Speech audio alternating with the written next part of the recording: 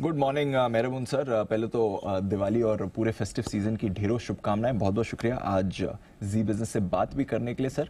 और अच्छा मूड बना हुआ है बाजार का, ग्लोबल मार्केट्स का भी, हमारे बाजारों का भी। तो पहले एक थोड़ा आउटलुक आपसे लेना चाहूंगा, जहां तक बाजार पर आपका व्यू है आने वाले एक साल के लिए, अगली दिवाली तक कैसा लग रहा है सर? बाजार का एक्शन कैसा रहने वाला है? मुझे लगता है इंडिया ने जो आउट परफॉर्मेंस किया है अभी तक का vis-a-vis other markets of the world, I think ये चालू रहेगा। इसकी कोई शंका नहीं है कि India has got is own positives in place. इसकी कोई शंका नहीं है कि फॉरेन इन्वेस्टर्स ये जानता नहीं है। इसकी कोई शंका नहीं है कि आगे चल के FIIs फिर से बाई करने को इंडिया में आएंगे। प्रॉब्लम है इंडिया में, आई थिंक थोड़ा सा जो शोर होएगा अराउंड द स्टेट इलेक्शंस और शायद सेंट्रल इलेक्शंस, वो थोड़ा मार्केट का मूड इधर उधर डिस्टर्ब कर सकता है। That will be the x factor अगर आप मुझे पूछो तो। दूसरा रहेगा ये ऑनगोइंग वॉर जो है मिडल ईस्ट में। आई थिंक जैसे रशिया यूक्रेन को लोग भूल गए, उम्मीद करते हैं कि ये भी एक चीज़ है, चलती रहेगी, किसी को कोई परवाह नहीं होगा। लेकिन डर इस बात का है कि दूसरे कंट्रीज अंदर आने नहीं चाहिए और तेल पे इसका इम्पैक्ट ज़्यादा नहीं होना चाहिए, जो अभी तक हुआ नहीं है। तो अगर ये सारे फैक्टर्स को अगर आप देखें, रुपी थोड़ा डेप्रिशिएट हो सकता है for various other global reasons. तो ये सारे फैक्टर्स को अगर आप छोड़ें तो I don't see too much of problems for the Indian markets. So मैं कहूँगा X factor is the noise around elections and ultimately the election results. Indian markets on the whole fairly valued है, let's be honest about it. I think लेकिन लोगों को बेचना नहीं है, people are just not selling. Public मानती है कि तकलीफ है, वर्ल्ड मार्केट्स में तकलीफ है, जियो पॉलिटिकल प्रॉब्लम है, बॉन्ड यील्ड्स का प्रॉब्लम है, इंटरेस्ट रेट्स का प्रॉब्लम है, इन्फ्लेशन का प्रॉब्लम है। लोग सोचते हैं थोड़े हल्के हो, लेकिन लोग बेचते नहीं है। तो जो पैसे जो मार्केट में आ रहे हैं, SIP का फिगर हर महीना करीबन 16,000 करोड़ के ऊपर चला गया है। चाइना में FIIs की सेलिंग जो हुई है वो it's a first time negative figure है after 1998।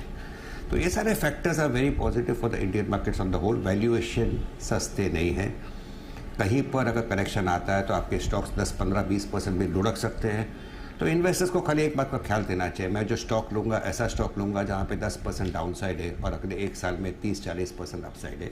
People have to be careful about that and possibly go on buying at lower levels and selling at higher levels. So when a fall comes, you should be a buyer, and when a rise comes, obscene valuations हो जाते हैं, थोड़ा हल्का होने का भी सीखना चाहिए इन्वेस्टर्स को।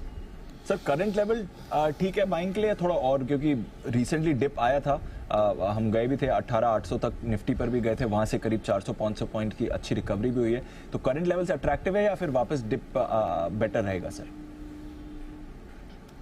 आपने बहुत अच्छा सवाल पूछा। आई थिंक मैं कहूँगा कि अगर आप 3 हफ्ते पहले देखो तो सारे ब्रोकरेज हाउसेस ने कॉशियस आउटलुक दिया था, बाजार नीचे गिर गया था, लोगों की कहीं पर लोग हिल गए थे, सडनली पोर्टफोलियो के वैल्यू डाउन हुए थे।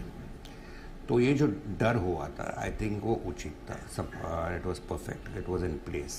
क्या है वापस आ सकता है? मैं कहूँगा कि मैं फिर से कहूँगा कि मेरा मेजर कंसर्न रहेगा फिर से स्टेट इलेक्शन के आजू बाजू, वहाँ पे जो डिप आना है आ सकता है। लेकिन ऑन द होल जो आपने कहा उसके लिए मैं एक चीज़ कहूँगा कि मार्केट कहीं पर मुझे लगता है शॉर्ट टर्म में थोड़ा सा ओवरसोल्ड है। अगर यहाँ से आप निफ्टी को 150-200 पॉइंट और बढ़ा देते हो या FI की सेलिंग 1-2 दिन के लिए थोड़ी हल्की हो जाती है, बंद हो जाती है, तो मैं कहूँगा एक टाइट शॉर्ट स्क्वीज आ सकता है मार्केट में, एक शार्प अपसाइड भी आ सकता है। इसका और एक कारण है कि आपके जो मार्केट के स्टॉक्स दिग्गज जो है, HDFC bank, Kotak bank, Axis bank, ICICI bank, Reliance Industries, ये सारे स्टॉक्स अभी तक चले ही नहीं हैं। In fact they are lying at the same level, लोग उसे भूल रहे हैं। अगर वो स्टॉक 2-4% बढ़ता है, निफ्टी 200 पॉइंट बढ़ता है, एक शॉर्ट स्क्वीज आता है जो 3 दिन पहले साउथ कोरियन मार्केट्स में आया था, मैं नहीं कहूँगा इतना बड़ा आएगा, तो market can surprise us on the upside in the short run. I am not ruling it out. मैं सिर्फ इतना कहूँगा आपके जानकार दर्शकों को कि अगर आप नया पैसा जो मार्केट पे डालते हो, go and buy into quality stocks जहाँ पे डाउनसाइड लिमिटेड है और अपसाइड काफ़ी हो सकता है अगले 1-1.5 साल में। तो if you are very careful, this is possible. In the short term आपने जो कहा, कॉशियस आउटलुक जो हो गया था उसके कारण पब्लिक हल्की हुई थी, शॉर्ट पोजिशन बढ़ गए थे। अगर वो शॉर्ट स्क्वीज होता है and sharp upside in the market is distinctly not ruled out. अच्छा, और फर्दर अपसाइड मार्केट में रूल आउट नहीं कर सकते हैं। अच्छा मूड कर दिया सर दिवाली से पहले आपने। कि बाजार और भी स्टीम है अभी ऊपर जाने के लिए। अच्छा, एक दो फंडामेंटल रीजंस पर भी बात करते हैं सर। नतीजों की सीजन की आपकी क्या एनालिसिस है सो फार? स्पेशली रिसेंटली कुछ नंबर्स अब पॉजिटिवली सरप्राइज कर रहे हैं। सेकंड हाफ अर्निंग सीजन काफी अच्छा आते हुए दिख रहा है सर। ऑन द होल अगर आप मुझे पूछे तो results basically as in line with expectations, और आपने बिल्कुल फिर से ठीक परखा कि positive surprises are slightly more than some of the negative surprises. Problem ये रहता है हमेशा मार्केट में कि लोग एंटिसिपेट करते हैं रिजल्ट्स, रिसर्च हाउसेस देते हैं, तो स्टॉक ऑलरेडी एक टाइम बढ़ जाता है। वहाँ पे अगर आपके नंबर्स अच्छे हो तो स्टॉक थोड़ा नेगेटिव रिएक्ट करता है क्योंकि स्टॉक्स बढ़ गए थे, और अगर एक्सीड करते हो तो थोड़ा सा बढ़ता है। हमें ये जानना है कि आगे चल के ये कंपनीज की ग्रोथ स्टोरी इंटैक्ट है कि नहीं।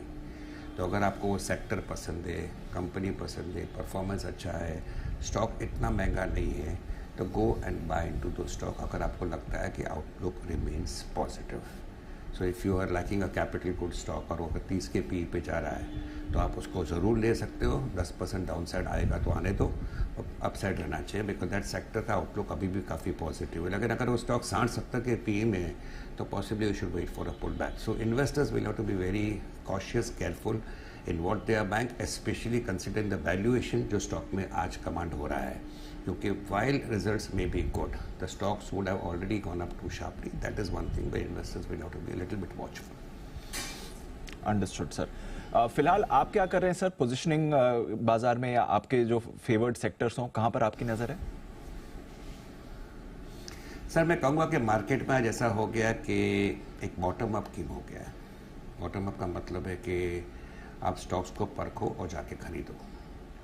अगर आप आज पूछे तो किसी को फार्मा पसंद है, किसी को मिड कैप आईटी पसंद है, वो अभी इतना नहीं हो रहा है जितना पहले होता था। So now it's a clear cut bottom up approach. People are very choosy going and buying into stocks, भले वो कैपिटल गुड्स का हो या फार्मा का हो या कौन सा भी सेक्टर का हो। तो on the whole the sectoral place जो होता था वो अभी के लिए साइड में, and people are going and buying into individual stocks, point number 1। लेकिन अगर आप मुझे सेक्टरल आउटलुक के बारे में पूछे तो I continue to remain very bullish on sectors like capital goods, infrastructure, regional banks और पब्लिक सेक्टर बैंक्स। ये सेक्टर्स के आउटलुक अभी भी मैं काफ़ी पॉजिटिव हूँ।